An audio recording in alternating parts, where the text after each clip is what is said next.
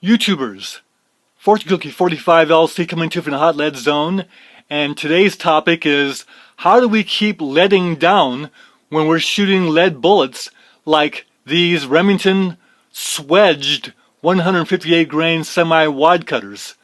And they're swedged, so they're a little bit on the soft side.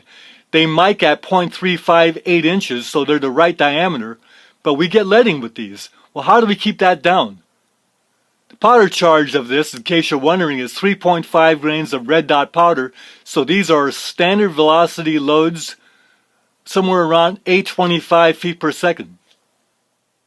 Well, you've heard me suggest before that at the end of our range session, we should shoot about maybe 12, 15, 18 of these jacketed Magnum rounds. And if we do that, we're going to have very little leading left to clean up in our gun. Well, if you do a lot of reading, you're going to find some places that will tell you that this is not good practice. Well, the purpose of this video is to give you the rationale for why this works to minimize our leading and make cleaning a joy. Well, first of all, this is all I used to clean the Black Hawk 357 Magnum revolver today. Brass brushes, nylon brush, patch, and ballistol. That's all. Now, I've shown you in other videos how there actually is leading inside the cylinder throats when we shoot our lead bullets. After the cleaning today, you'll see that there's no leading in there. That's clean as a whistle. And all we did was run those brushes through there about 20 times each, followed by the patch, and we used ballistol. And this is after we shot 100 rounds of lead bullets, and then we shot about 18 full power jacketed Magnum loads through there. So for those who say that this doesn't work, well, it's hard to argue with the fact that it works. And it's been working for the last 30 years, 35 years. Then check out the forcing cone and the first part of the barrel. There's no lead in there. And all we did was run brass brushes through. And you've seen some of my videos before that show some lead in there after shooting lead bullets. The only difference is we shot jacketed Magnums through there. Look at that forcing cone. There's no lead there.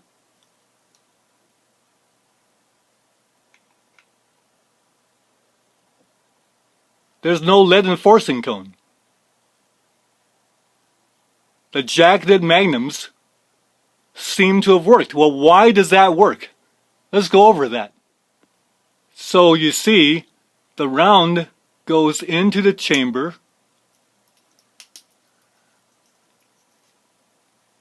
and there's the lead round in there. Now what happens is, when the round is fired, the cartridge case expands and releases the bullet, and some of those gases blow by the bullet before the bullet starts to move, so the bullet has no chance to obturate this opening. So as those gases are blowing by, those high velocity, high temperature gases is actually cutting the lead and depositing melted lead right on the cylinder throat. And some of that gets onto the forcing cone. Now, we don't get a lot if this dimension of the bullet is 0.001 greater than this chamber throat, this cylinder throat opening. Then what happens is the bullet will come forward and obturate and seal off the gases. So you get minimum leading in the forcing cone and the front part of the barrel, or the back part of the barrel past the forcing cone. But you can't help getting a little bit of leading in the cylinder throat because of that initial case expansion and gas blow-by. Well, here's what happens when you fire a Magnum round. Do you see what the dimension of the cylinder throat is? 357 inch. Now, I'll save you the time. They're all 357 inch. Well, now let's look at our Magnum round. And if you mic that one just past the cartridge case, you get 3565. Diameter of the bullet is 3565 going through a .357 cylinder throat.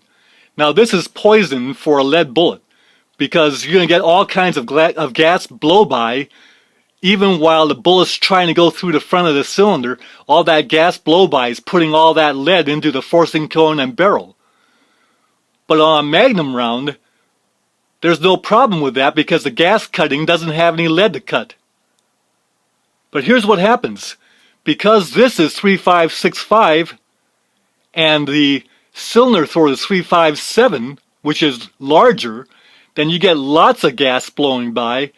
You're getting a lot of gas blowing by as the bullet's exiting the case, and that gas is high velocity and it's actually cutting lead. Well, if you have any lead in the front of the cylinder, that gas blow by is taking that lead that's in the front of your cylinder and melting it and blowing it out.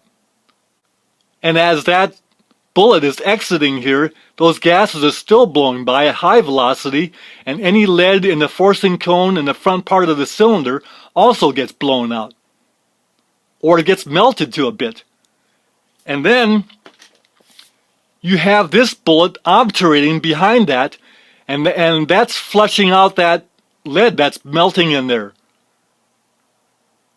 So you see, the people are saying that no, this is not a good idea because all you're doing is taking the jacketed bullet and ironing your lead harder into your rifling. Well, you're not ironing that into the rifling because that lead's already been softened by the high velocity gases blowing by, and this actually scrubs the lead out. And that's why if you shoot jacketed magnums at the end of your shooting session, you actually have a lot less lead to clean out your gun. YouTubers out there, this is the rationale why that works. YouTubers, 40Cookie45LC, good shooting to you, and why clean out a lot of lead when you don't have to?